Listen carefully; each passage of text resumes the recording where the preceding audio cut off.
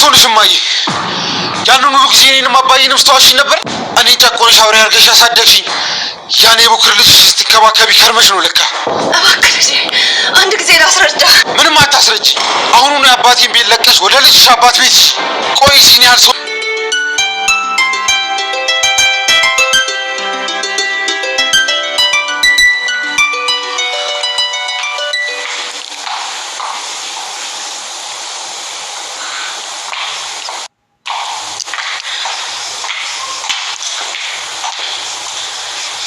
ሰላም እንዴት ነሽ ሲፋን?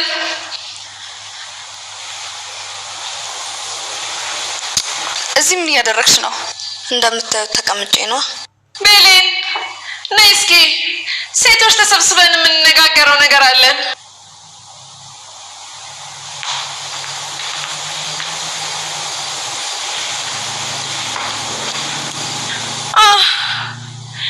ያው ማለትም በወንድሜ ልጅ ምርጫ ደስተኛ እንዳልሆናችሁ አምነን እናቱ ደብቃ የነበረችውን ሚስጥር ደረሰበት። በዚህም የተነሳ እናቱን ሲጥ አድርጎ በተኛችበት ሊገላት ነበረ።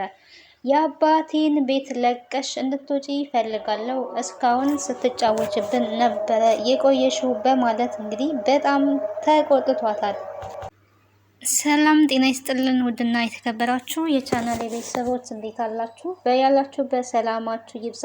ለዚህ ቻናል አዲስ ሆናችሁ ሰብስክራይብ፣ ላይክ፣ ሼር እያደረጋችሁ ቤተሰብ እንድትሆኑ በአክብሮት ጋብዛለሁኝ። አዲስ ድራማ ወደ እናንተ እጄ መጥቻለሁ። ድር የሚል እንግዲህ አስተማሪና ተወዳጅ የሆነ ድራማን ወደ እናንተ እነሆ ብለናል። እንግዲህ የሀገራችን ደራሲያኖች በየጊዜው አዳዲስ ድራማዎችን ለእኛ የሚያስተምሩ ይዘውልን መጥተዋል። እኛም ወደ እናንተ እንግዲህ በቻናላችን ይዘን ከች እያለን እንገኛለን። ከእናንተ የሚጠብቀው ሰብስክራይብ እያደረጋችሁ መከታተል ነው። ሀሳብ አስተያየታችሁን ደግሞ በኮሜንት እንድትሰጡን በአክብሮት እንጋብዛለን። እንግዲህ አምነን እናቱን ለምን ሲጥ አደረጋት ካልን እናቱ እንግዲህ ከመጀመሪያ ከትዳሯ በፊት ወልዳ ደብቃ የነበረ ልጅ ነበረ። ይሄንን ደግሞ የኋላ ታሪክ እንግዲህ ምን ያህል የሰውን ሕይወት ሊያመሰቃቅል እንደሚችል ተደብቆ የሚቀር ነገር እንደሌለ የምንረዳበት ነው ማለት ነው። የአምነን እናት እንግዲህ መጀመሪያ የበኩር ልጅ ነበራት። ያንን የበኩር ልጇን ግን ደብቃ ነበረ ስትንከባከብ የነበረው።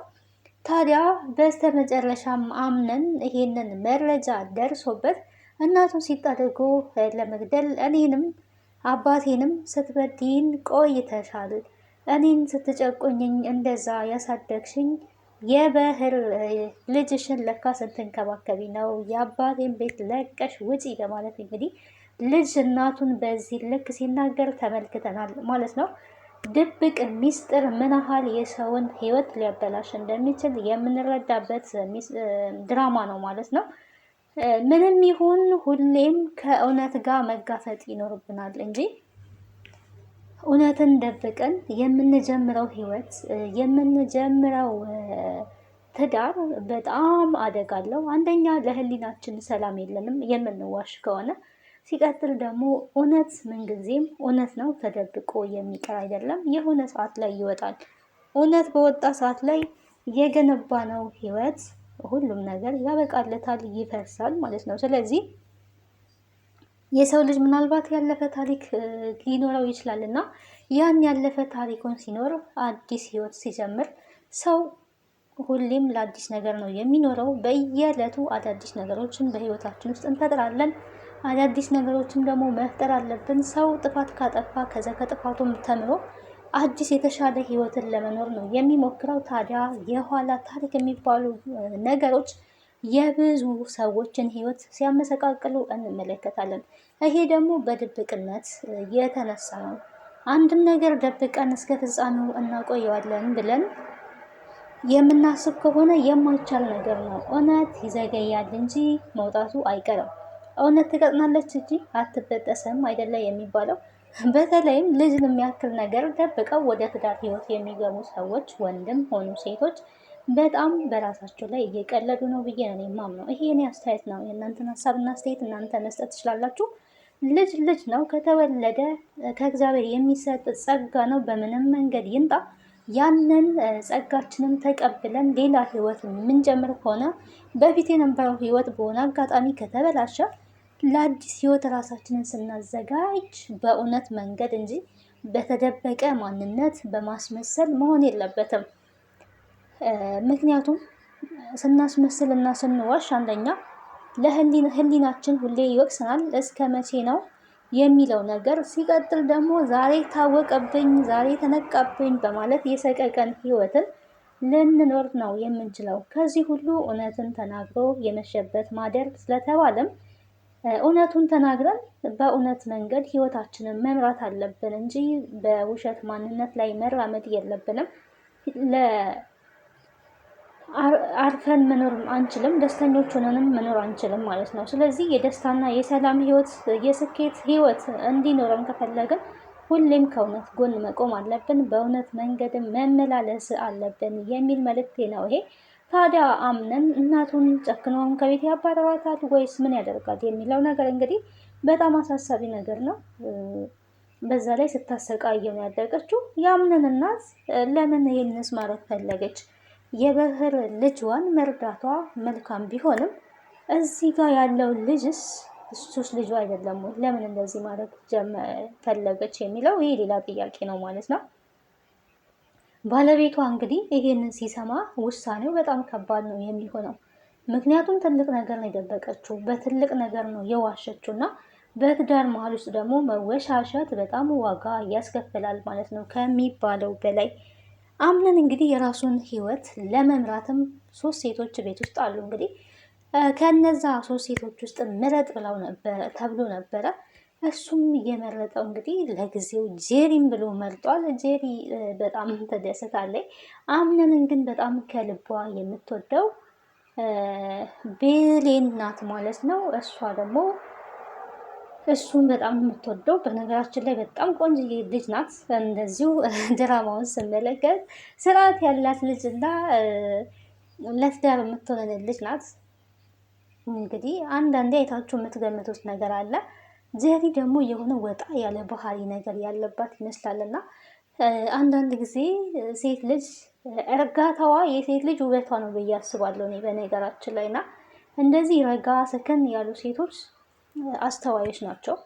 ጄሪ ደግሞ የሆነች ቅልቅል ነገር ያለች ናት እና ለጊዜው እንደዛ ብሏል። ታዲያ ጄሪ አንቺን ነው የማገባው ስላለ እናትየዋ ግን ይሄንን ነገር እንዴት ልትወስን ቻልክ? ለእኔ ሳታማከር ይሄን ነገር እንዴት ትወስናለህ? ብላው ነበረ።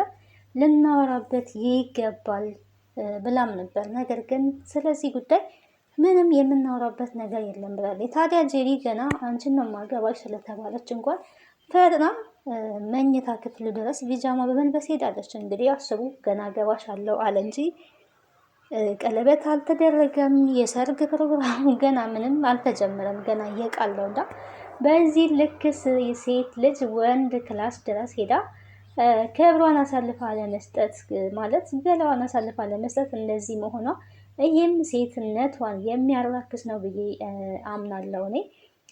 ብሌን እንግዲህ በቃ አንቺ ከሴቶቹ ጋር ተኝ ባላት ጊዜ ማለት ነው አምነን ከየቶቹ ሴቶች ጋር ነው የምትለው? ከሲፈን ጋር ማለትህ ነው?